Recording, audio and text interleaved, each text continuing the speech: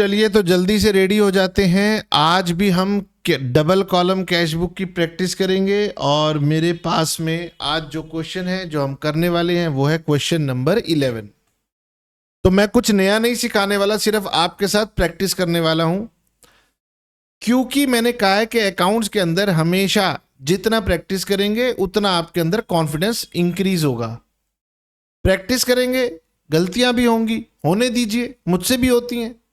और जब हम अपनी गलतियों को ठीक करना सीखते हैं तो हम और भी ज़्यादा कॉन्फिडेंट हो जाते हैं, हमारे कंसेप्ट और भी ज़्यादा मजबूत हो जाते हैं, सॉलिड हो जाते हैं। तो आइए मेरे साथ साथ शुरू करते हैं। क्वेश्चन नंबर 11, एक क्वेश्चन मैं आपको करवाऊंगा, फिर मैं आपको एक इलस्ट्रेशन होमवर्क में दूंगा। Enter the following transactions in 2 column cash book in the books in cash book of Gurman. तो मैंने यहां लिखा है in the books of Gurman. Question number 11 TS Grewal से हम कर रहे हैं। अप्रैल का मंथ है। Opening balance of cash in hand 1 lakh. तो बेटे जब कैश की बात होती है तो मैंने हमेशा कहा है कि कैश का हमेशा बैलेंस क्या होता है, डेबिट ही होता है। तो हम यहां लिखेंगे टू बैलेंस ब्रॉट डाउन। मेरे पास थोड़ा स्पेस टाइट है, मैंने क्वेश्चन और स्क्रीन आंसर दोनों को एक स्क्रीन पे लगा रखा है, आप पूरा लिखेंगे। ओके। Bank overdraft. अब बैंक ओवरड्राफ्ट मतलब मैंने बैंक से बैलेंस ज्यादा जितना जमा किया था उससे ज्यादा निकाल रखा है। ओवर ड्रान, ओवर ड्राफ्ट, जितना जमा किया था उससे ज्यादा निकाल लिया। तो बैंक का बैलेंस क्रेडिट हो सकता है, घबराने की बात नहीं है। अगर आपके पेरेंट्स बिजनेस करते हैं तो उनसे चर्चा कीजिए, वो खुश होंगे कि हाँ चलो बच्चे कुछ पढ़ रहे हैं।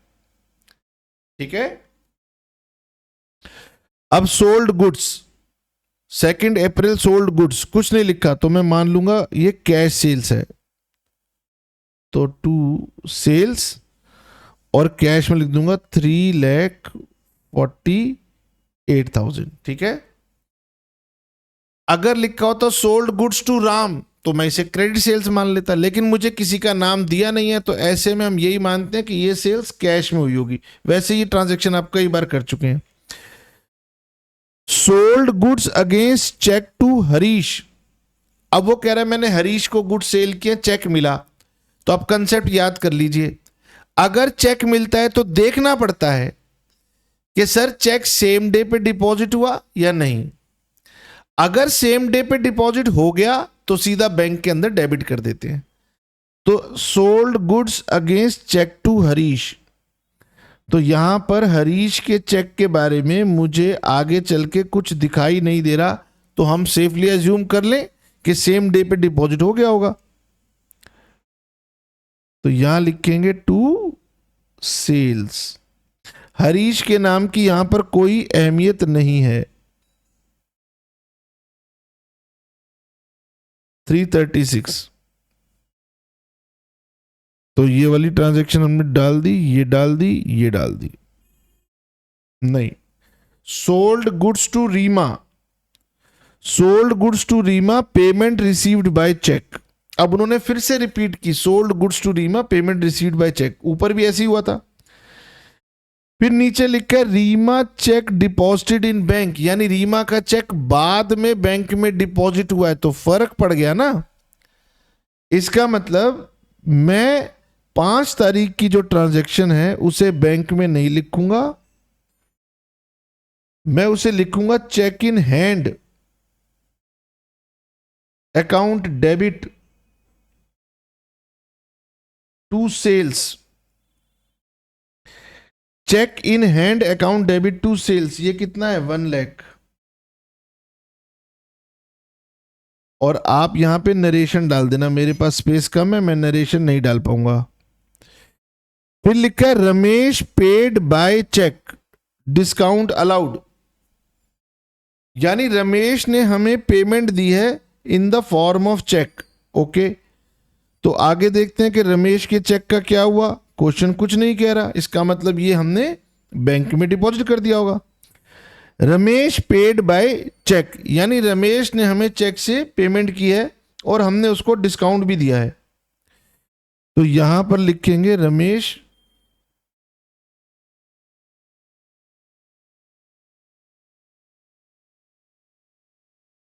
78,000 और हमने उसको डिस्काउंट भी दिया, ये लिखा है डिस्काउंट अलाउड, तो यहां लिखेंगे discount allowed account debit to Ramesh. थोड़ा यहां पर ना लैंग्वेज की कंफ्यूजन है, किसी बच्चे को यह भी लग सकता है कि हमने पेमेंट की है, अगर पेमेंट की है तो फिर यहां पर डिस्काउंट रिसीव्ड आना चाहिए था। तो ये इंग्लिश लैंग्वेज की प्रॉब्लम है, इस बात से अपने अकाउंटिंग कंसेप्ट को वीक मत करना, है ना। अगर आपको लगता है कि इसका मतलब है कि हमने पेमेंट की है तो आप टीचर को जस्टिफाई करना, ठीक है। ऐसा नहीं होता कि हमारा आंसर बुक से नहीं मिला तो हम गलत हो गए, हमें अपने में कॉन्फिडेंस पैदा करना है कि सर ये प्रॉब्लम इंग्लिश की लैंग्वेज की है। फिर लिखा Reema cheque deposited in bank, तो अब जब मैं रीमा का चेक बैंक में डिपॉजिट करूंगा तो यहां लिखूंगा टू चेक इन हैंड, और रीमा का चेक कितने का था, 1 लाख रुपीस का था, तो यहां लिख दूंगा 1 लाख। ये सारी बातें मैं आपको बता चुका हूं, ठीक है। आप मुझे कॉपी नहीं कर रहे, आप मुझे बता रहे हो, मेरे से आगे चल रहे हो। Bought goods from Rahul paid him by cheque, sir हमने सामान खरीदा राहुल से, हमने चेक में पेमेंट दे दी, तो पहली बात राहुल का नाम मेरे किसी काम का नहीं है। अब दूसरी बात, जब चेक मिलता है तो देखते हैं कब जमा किया, लेकिन जब चेक इशू करते हैं तो हमें कुछ नहीं देखना, इसी दिन पेमेंट कर देंगे। सर अगर ये चेक पोस्ट डेटेड होता तो भी कोई फर्क नहीं पड़ता, हम इसे इसी डेट पे रिकॉर्ड कर देते हैं, यानी 7 अप्रैल को bought goods paid by cheque, तो 7 अप्रैल को यहां लिख देंगे बाय परचेजेस 44,800। फिर लिखा है salaries paid by cheque 2,20,000 by salaries. ओ सर ये तो इतना आसान था, आपने क्यों किया, हमें कह देते। मैंने कहा कोई बात नहीं, वीडियो पॉज करके अभी भी कर सकते हो। 10 अप्रैल डिपॉजिटेड इनटू बैंक, बस ये कंसेप्ट जरूर याद रखना कि ये हो गई हमारी कॉन्ट्रा एंट्री। अच्छा कॉन्ट्रा एंट्री ही मेन है सर। कॉन्ट्रा एंट्री वो होती है जिसमें हम कैश बुक में ही दोनों साइड के ऊपर इसकी एंट्री लिखते हैं, नहीं तो एक ही जगह लिख रहे हैं, या तो रिसीट है या पेमेंट है, यानी इसमें रिसीट भी है और इसमें पेमेंट भी है, दोनों है। अब किसकी रिसीट किसकी पेमेंट, डिपॉजिटेड इन बैंक, ओ डिपॉजिटेड इन बैंक 3 लाख, इसका मतलब बैंक में जमा किया, तो लिखो to cash. Deposited in bank, bank में क्या जमा किया होगा, कैश जमा किया होगा, तो कैश के लिए ये हो गई पेमेंट, ठीक है। यहां पे कैश लिखा तो रेफरेंस में आएगा बैंक, डेट आएगी 10th, और यहां पर सी लगाना मत भूलना। बस जो बच्चा कॉन्ट्रा एंट्री समझ गया तो कैश बुक का आधा काम तो वैसे ही खत्म हो गया। बार बार प्रैक्टिस करो। कॉन्ट्रा एंट्री में क्या है, कैश और बैंक दोनों इन्वॉल्व हैं, एक रिसीट है एक पेमेंट है, तो जो रिसीट है उसको डेबिट करो, जो पेमेंट है उसको क्रेडिट कर दो। जिस कॉलम में लिखोगे दूसरे का नाम उसके रेफरेंस में डाल दो, कैश में बैंक डाल दो, बैंक में कैश डाल दो।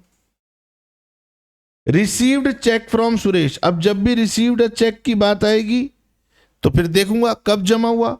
वो कह रहे गगन पेड इनटू बैंक, यानी हमने सेम डेट पर बैंक में जमा भी कर दिया, तो यहां पर लिख दो received cheque from Suresh 1,28,500। Discount allowed, हमने उसको डिस्काउंट अलाउ किया है, चलिए तो डिस्काउंट अलाउड की एंट्री जनरल प्रॉपर में डाल दो।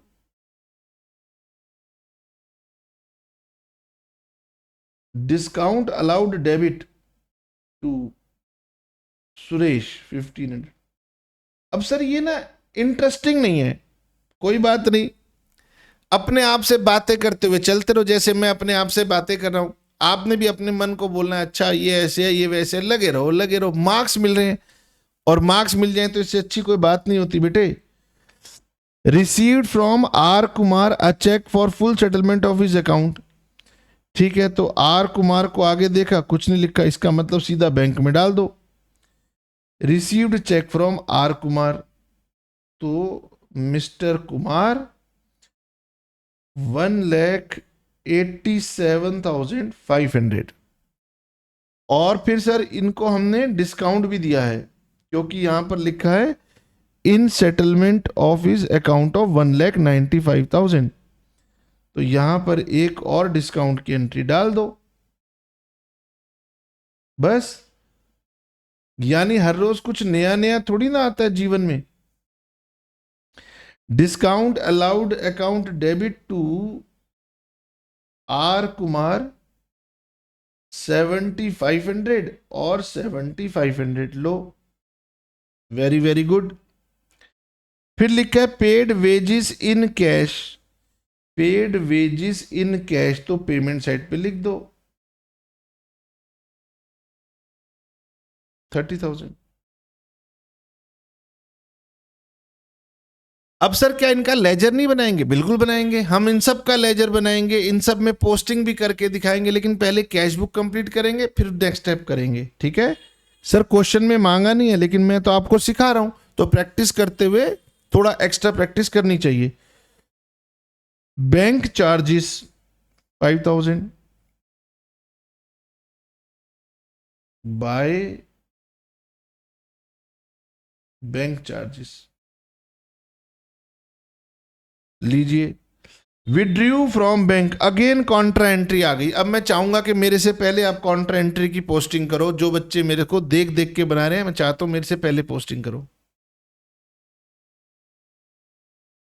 विड्रॉन फ्रॉम बैंक, यानी बैंक से निकाला है। क्या निकाला है? कैश निकाला है। 1,00,000 आपने कैश निकाला है, तो यानी कि कैश में रिसिप्ट हो गई, यहां पर to bank, contra entry date होगी 22। ठीक है, कैश के लिए रिसीट हो गई, तो बैंक के लिए ये पेमेंट हो गई by cash. Withdrew from bank for personal use, तो ये ड्राइंग्स हो गई बाय ड्राइंग्स 1,20,000। बिल्कुल आराम आराम से बनाइए बेटे। एग्जाम में पूरे 3 घंटे अगर मिलते हैं तो हमें कोई जल्दी नहीं है कि हम 1 घंटे में पेपर खत्म करके आएंगे, कोई इनाम नहीं देगा। क्वेश्चन को भी आराम से पढ़िए, 3 घंटे का पेपर है, पूरे 3 घंटे लगाइए, मन लगा रहेगा। सर उसके बाद लिखा है paid electricity bill by cheque, तो पेमेंट में तो कोई दिक्कत ही नहीं होती। By electricity charges 31,500। issued a check to Sudha as advance for purchase of house for Gurman. अब ये हाउस लिया गया गुरमान के लिए, क्या तुम्हें नहीं लगता कि ये ड्राइंग हो गया? अगर ये बिजनेस के लिए होता तो एडवांस फॉर बिल्डिंग लिखता, अब नहीं लिखूंगा क्योंकि ये गुरमान का पर्सनल है, ये ड्राइंग्स में जाएगा। बाय ड्राइंग्स, ये 2,00,000 की पेमेंट ये ड्राइंग्स में जाएगी। Bank collected interest on investments, ओ ये हमारी इनकम है। जीवन में अगर पैसे कमाओगे तो उन्हें खर्च मत करना, थोड़े से पैसे इन्वेस्ट करना। जब इन्वेस्ट करते हैं तो उससे हमारे पैसे बचते भी हैं और उस पर हमें एडिशनल इनकम भी मिलती है, तो यहां लिखेंगे to interest on investment 15,000। Okay, लीजिए सर ये खत्म हो गया। अब क्या करेंगे? अब हम एक लाइन छोड़ देंगे और फिर इसकी टोटलिंग करेंगे। ठीक है, कैश का तो हमेशा बैलेंस डेबिट ही आता है, कैश का बैलेंस हमेशा डेबिट ही आता है। तो पहले कैश को टोटल करते हैं, यहाँ बहुत कम एंट्री है, 3 लाख, 4 लाख, 5 लाख, 5,48,000, और हमेशा ऐसे कॉमा लगा के लिखना 30 अप्रैल को बाय बैलेंस कैरी डाउन, यहां लिखो 5,48,000, इसमें से 330 चले गए तो ये बच गया 2,18,000। ठीक है, लकीली पहली बार में मेरा आंसर ठीक आ गया, लेकिन अगर ठीक नहीं आए तो घबराना मत, मैं आपको बताऊंगा कि आप अपनी गलती भी कैसे ढूंढ सकते हैं। ठीक है, तो अगर आंसर मैच हो जाए बहुत खुशी की बात है, नहीं मैच हो तो घबराना नहीं है, इसी का नाम तो प्रैक्टिस है। अच्छा सर, अब बैंक की बात करते हैं, तो बैंक में बैलेंस इधर भी आ सकता है उधर भी आ सकता है। ठीक है, नाउ जब हम यहां डेबिट बैलेंस से शुरू करते हैं तो ये हमारा क्लोजिंग बैलेंस ऑपोजिट साइड पे आना चाहिए। ठीक है, इसको डेबिट बैलेंस बोलते हैं। अब हमारे बैंक का ओडी था, तो चांस है कि ओडी का बैलेंस यहां आ जाए। तो सर क्या किया जाए इसके लिए पहले मैं एक रफ वो करके देखता हूं कि मुझे क्या लग रहा है। मेरी क्रेडिट साइड में यहां पर है 5 लाख, फिर 7 लाख, 8 लाख, 9 लाख, 10 लाख, 12 लाख, अराउंड 12 लाख के समथिंग मुझे नजर आ रहा है कि 12.5 के आसपास की पेमेंट मोटी मोटी लग रही है। यहां देखते हैं रिसीट कितनी है। Sir 3 lakh, 4 lakh, 5 lakh, 5 and 3, 8 lakh, 9 lakh, 10 lakh, 11 lakh, 12 lakh. मतलब मुझे लग रहा है कि थोड़ी सी पेमेंट एक्सेस है, मतलब ओवरड्राफ्ट बैलेंस की संभावना मुझे लग रही है। यानी मुझे तो दिखाई दे रहा है कि यहां पर टू बैलेंस सीडी आएगा बैंक के लिए। ठीक है, क्योंकि मैंने बहुत प्रैक्टिस कर रखी है, मुझे दिखाई दे रहा है।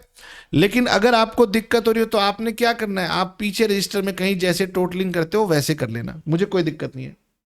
अब देखिए मैं तो कैसे करता हूं, 0 0 0 0 0, अगेन 0 0 0 0 0 0, यहां पर भी 0, 8 and 5 13। अगर आपने कॉमा लगा के एक फिगर के नीचे दूसरी फिगर रखी है तभी आप ये काम कर सकते हो जो मैं कर रहा हूं।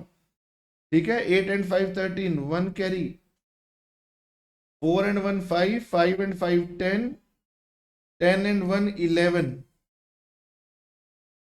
1 carry, 4 and 1 5, 2 7, 7 and 2 9, 9 and 3 12, 1 carry, 6 8 9 10 12, 12,21,300, 12,21,300। हो सकता है कि बेटे मेरी टोटलिंग गलत हो, आप अपनी टोटलिंग करते हुए चलना। तो 0 0, 5 and 5 10, 10 and 3 13, 1 carry, 6 and 1 7, 15, 15 and 8 23, 23 and 7 30, 30 and 5 35, 35 and 6 41, 41 4, 4 3 7, 7 7 14, 14 and 2 16, 16 and 8 24, 25, 25 plus 7 32, 3 3 3 6 7, 7 3 10 11 12। Match हो गया, यानी मेरा क्लोजिंग बैलेंस आ गया 76,300। ओके, तो ये हमने कैश बुक बना ली, हमारे पास जो एक्स्ट्रा एंट्रीज थी उसको हमने जर्नल प्रॉपर में भी डाल दिया। अब क्या करेंगे, अब पहले तो हम आपको होमवर्क दे दे, आपने होमवर्क में लेनी है illustration number 9।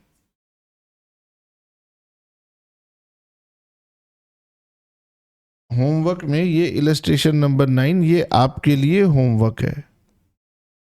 Prepare cash book from the following transaction and post them into ledger accounts. तो इसमें आपको लेजर अकाउंट भी बना के दिखाना है, तो मैं आपको करंट वाले क्वेश्चन में लेजर अकाउंट भी बना के दिखाता हूं। ठीक है, तो मुझे 2 मिनट का समय दीजिए, मैं जरा इसको फ्लिप कर लूँ और लेजर अकाउंट के लिए मैं अपनी प्रिपरेशन कर लूँ। ठीक है, तो मुझे समय लगेगा, मैं 2 मिनट में आपको ब्रेक के बाद मिलता हूँ, आपको पता नहीं चलेगा मेरी ब्रेक के बारे में।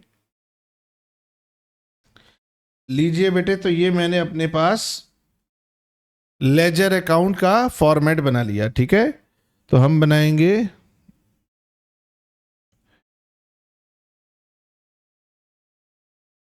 इन द बुक्स ऑफ गुरमान। ठीक है, सबसे पहले तो बेटे हमने कैश बुक में एक बात सीख ली है कि जब हमने कैश बुक बना ली है तो फिर हम अपने पास लेजर में एक तो कैश का अकाउंट नहीं बनाएंगे और एक बैंक का अकाउंट नहीं बनाएंगे। हम कैश और बैंक का अकाउंट नहीं बनाएंगे, बाकी अकाउंट बनाएंगे। ठीक है, अब सर कैसे चले, हम डेट वाइज चले या फिर जो है कैश बुक वाइज चले? तो बेटे मैं तो कहूंगा आप कैश बुक वाइज चलो।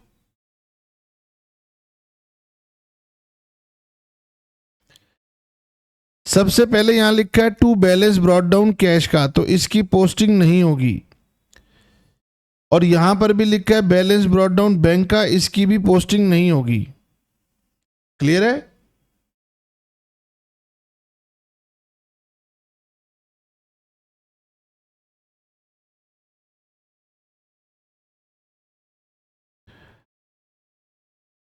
चलिए अब बात करते हैं यहां पर लिखा है 2 अप्रैल को सेल्स, तो देखिए कैश बुक में डेबिट हुआ सेल्स, तो अब सेल्स का अकाउंट बनाते हैं। सबसे पहले बनाएंगे सेल्स का अकाउंट। एक बार यहां पे लिख लेते हैं, यहां पर डेट, यहां पर particulars, folio, journal folio, amount, इसे कह देते हैं डेबिट, इसे कहते हैं credit. Date, particulars, journal folio और अमाउंट। ठीक है, यहां पर डेबिट हुआ मतलब सेल्स में ये क्रेडिट होगा, तो यहां पर लिखिए 2 अप्रैल डालिए 2, और यहां लिखिए बाय कैश। जो कैश के कॉलम से है वहां लिखेंगे कैश 3,48,000, और जब ये कर दिया ओके, फिर लिखा हुआ है 5 को सेल्स, अब की बार बैंक से आ रहा है, तो यहां लिखो बाय बैंक 3,36,000। ठीक है, उसके बाद आ रहा है रमेश, तो अब 3-4 लाइनें छोड़ दीजिए। आपको ज्यादा अभी पहली बार बना रहे हैं, हमें अंदाजा लग जाता है कितनी लाइन छोड़नी है। यहां लिखोगे रमेश। तो पोस्टिंग के रूल क्या हुए कि कैश बुक में अगर डेबिट हुआ है तो उस अकाउंट में अब आप क्रेडिट में लिखोगे। डेबिट हो गया, अब क्रेडिट में लिखोगे। ठीक है, 6 को लिखना है रमेश, तो रमेश के अकाउंट में 6 अप्रैल को लिखेंगे। बैंक में एंट्री है तो लिखेंगे बाय बैंक। ओ सर ये तो बहुत आसान है, बहुत मजेदार भी है, पहली बार पढ़ रहे हैं, मजा आ रहा है। फिर यहां लिखा हुआ है 6 को by cheque in hand bank में, तो सर एक अकाउंट और खोल देते हैं। यहां पर 3 से 4 लाइनें मिनिमम छोड़नी है, और अगर कोई ऐसा अकाउंट हो जिसमें ज्यादा ट्रांजैक्शन हो तो 7-8 लाइनें छोड़ दीजिए। तो 6 अप्रैल को लिखेंगे यहां पर बाय बैंक 1 लाख। फिर लिखा हुआ है टू कैश कॉन्ट्रा, मतलब इसकी तो पोस्टिंग होगी नहीं क्योंकि लेजर में मैं कैश अकाउंट बनाने नहीं वाला।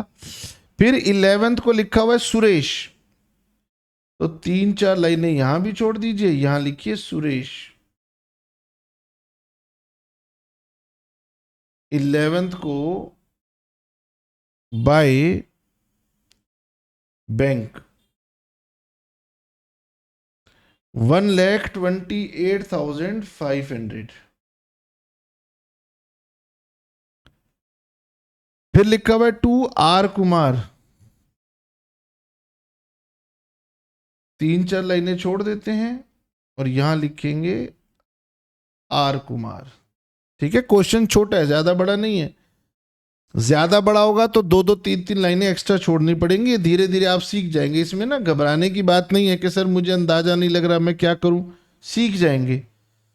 By bank 1,87,500। मुझे बताओ हम क्या कर रहे हैं, कैश बुक की डेबिट साइड से लेजर अकाउंट के क्रेडिट में डाल रहे हैं। कैश बुक में डेबिट हो गया, अब इन लेजर अकाउंट में क्रेडिट करेंगे, तभी तो डबल एंट्री सिस्टम पूरा होता है। फिर सर लिखा हुआ है आर कुमार के बाद में यहां लिखा हुआ है बैंक, और ये कॉन्ट्रा एंट्री है तो इसको डालना नहीं है। फिर लिखा हुआ है सर मेरे पास इंटरेस्ट ऑन इन्वेस्टमेंट। अब नेक्स्ट पेज पे चल लेते हैं, नया अकाउंट खोल लेते हैं यहां पर। इंटरेस्ट ऑन इन्वेस्टमेंट्स, तो यहां पर भी क्रेडिट कर देंगे डेट डाल के। 30 अप्रैल की डेट डालेंगे, यहां लिखेंगे बाय बैंक, अमाउंट में आएगा 15,000। ये लीजिए, ये डल गया। अब सर ये बैलेंस कैरी डाउन है तो इसकी कहीं भी पोस्टिंग नहीं होगी, तो हमने कैश बुक की डेबिट साइड को पोस्ट कर दिया। अब कैश बुक की क्रेडिट साइड पर आ जाइए। अब मुझे बताइए कैश बुक की क्रेडिट साइड से लेजर अकाउंट के कहां पोस्ट करेंगे, डेबिट में पोस्ट करेंगे। तो सर बैलेंस ब्रॉट डाउन की तो पोस्टिंग होती नहीं, यहां लिखा है परचेजेस, तो यहां पर लिखिए आप परचेजेस। तो यहां पर 7th को लिखेंगे टू बैंक 44,800। ओके। फिर लिखा है सर सैलरीज, तो 3 4 लाइनें छोड़ दीजिए और यहां लिखिए सैलरीज। डेट क्या है 7th, टू बैंक 2,20,000। फिर सर लिखा है कॉन्ट्रा एंट्री, कहीं नहीं जाएगा। अब लिखा है वेजिस, तो मेरे पास नया अकाउंट खुल जाएगा वेजिस का।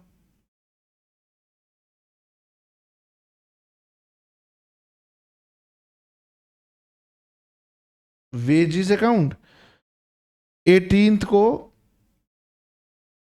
यहां लिखूंगा टू कैश, क्योंकि ये कैश के कॉलम से आ रही है, ठीक है।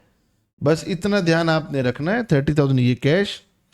फिर लिखा है सर बैंक चार्जेस, तो आप 3 4 लाइनें छोड़ करके यहां लिखेंगे बैंक चार्जेस। और बैंक चार्जेस में यहां पर आएगा 22 को टू बैंक, अमाउंट आएगा 5,000। ये फिर कॉन्ट्रा एंट्री है, इसकी पोस्टिंग नहीं होगी। अब ड्राइंग्स, बैंक चार्जेस के बाद ड्राइंग्स अकाउंट। ड्राइंग्स अकाउंट में आप लिखेंगे टू बैंक 1,20,000। टिक कर लिया। इलेक्ट्रिसिटी चार्जेस,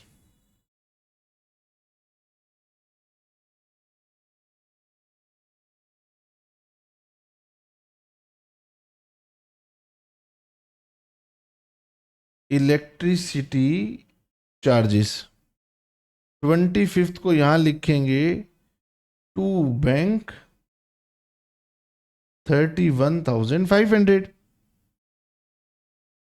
फिर लिखा है ड्राइंग्स, तो ड्राइंग्स की एंट्री ऊपर डाल देंगे, तो to bank 2 lakh.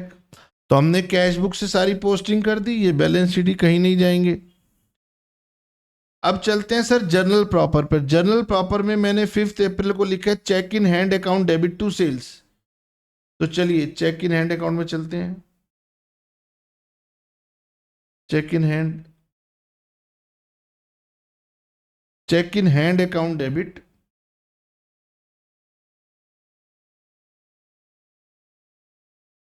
To sales 1 lakh. और सेल्स अकाउंट में लिखेंगे by cheque in hand 1 lakh. Discount allowed to Ramesh, okay, Ramesh का अकाउंट ये रहा, डिस्काउंट अलाउड को डेबिट करना है, रमेश अकाउंट को क्रेडिट करना है, तो यहां लिखेंगे बाय डिस्काउंट अलाउड 2000, और अब मुझे डिस्काउंट अलाउड का अकाउंट खोलना पड़ेगा।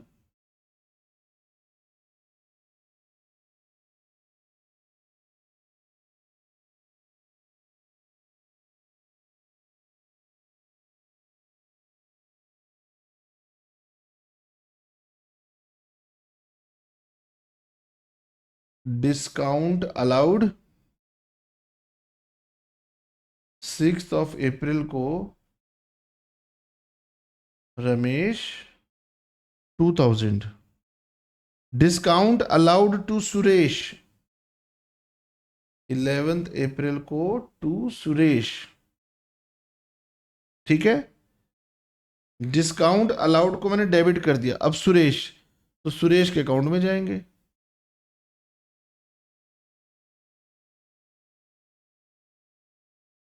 सुरेश के अकाउंट में लिखेंगे बाय डिस्काउंट अलाउड 1500, ये भी पोस्ट हो गया। फिर discount allowed 7500 to R Kumar, तो पहले आर कुमार में लिख देता हूं, आर कुमार क्रेडिट हो रहा है, तो बाय डिस्काउंट अलाउड 7500, और फिर चलेंगे अपना डिस्काउंट अलाउड के अकाउंट में, और यहां लिख देंगे 15th को टू आर कुमार 7500, ठीक है। तो हमने कुछ छोड़ना नहीं है, सारी डबल एंट्री हमारी पूरी हो गई। अब हमने पढ़ा था सर लेजर के बाद में हम क्या करते हैं, हम ट्रायल बैलेंस बनाते हैं, तो क्या इस क्वेश्चन में भी हम ट्रायल बैलेंस बना सकते हैं? बनाएंगे, पर मैच नहीं करेगा वो।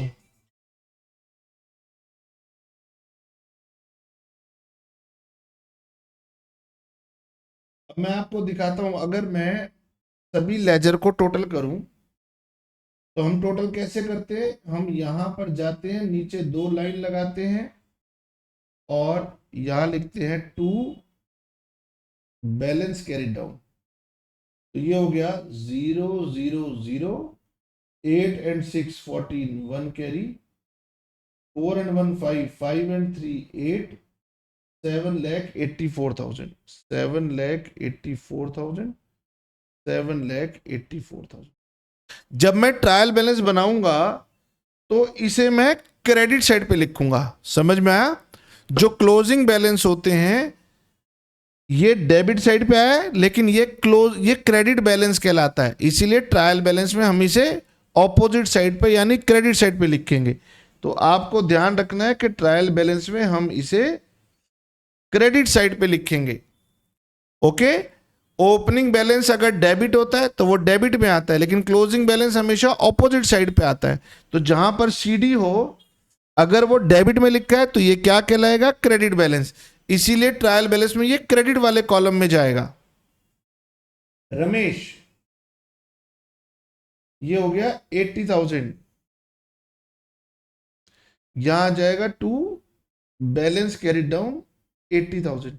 तो अगर आप ट्रायल बैलेंस बनाएंगे तो ये कहां जाएगा, ट्रायल बैलेंस के क्रेडिट वाले कॉलम में जाएगा, ओके।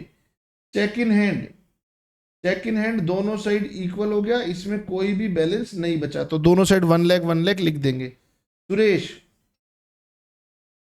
1,30,000,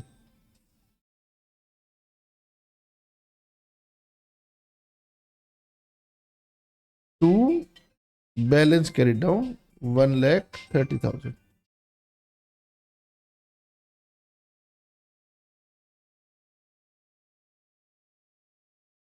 बेटे अब इस केस में हमने डबल एंट्री फॉलो की है, लेकिन हमने डबल एंट्री फॉलो की है इन सभी ट्रांजैक्शंस की, ओके। ये जो हमारे ओपनिंग बैलेंसेस थे इनकी हमने डबल एंट्री फॉलो नहीं की है, इसीलिए अगर मैं ट्रायल बैलेंस बनाऊंगा तो वो मैच नहीं करेगा, इसीलिए ना आप बनाइए और ना ही आपकी बुक वाले आपसे कहेंगे कि ट्रायल बैलेंस बना के दिखाओ, क्योंकि वो मैच नहीं करेगा, ठीक है। तो आपने क्या सीखना है, कैश बुक कैसे बनाते हैं, और आपने क्या सीखना है कि कैश बुक से हम पोस्टिंग कैसे करते हैं। तो हमने बहुत सारे क्वेश्चन कर लिए हैं और मैंने आपको एक इलस्ट्रेशन नंबर 9 होमवर्क में दिया है, वो कीजिएगा। उसके बाद नेक्स्ट क्लास में हम आपके साथ डिस्कस करेंगे पेटी कैश बुक।